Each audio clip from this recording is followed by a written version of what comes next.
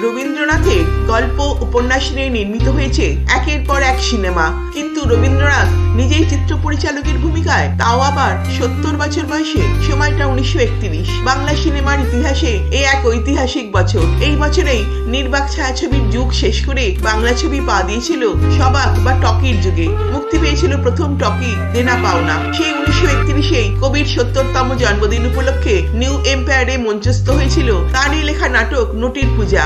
দর্শক আসনে উপস্থিত ছিলেন বীরেন্দ্রনাথ সরকার, যিনি টালিগঞ্জে নিউ থিয়েটার্স ফিল্ম স্টুডিওর প্রতিষ্ঠাতা। তিনি রবীন্দ্রনাথের কাছে ইচ্ছা প্রকাশ করেছিলেন যদি তিনি এই নাটকটির সিনেমার রূপ দেন। রবীন্দ্রনাথও বিনোদনের এই নবতম মাধ্যম চলচ্চিত্র নিয়েছিলেন খুবই আশাবাদী। নিউ থিয়েটার্স এর 1 নম্বর ফ্লোরে কবির পরিচালনায় শুরু হলো শুটিং। সিনেমাটোগ্রাফি করেছিলেন নিতিন বোস। 1932-এ চিত্রা হলে মুক্তি পেল নটির পূজা। 1940 সালে পুড়ে নষ্ট হয়ে যায় এই ছবির নেগেটিভ গুলো।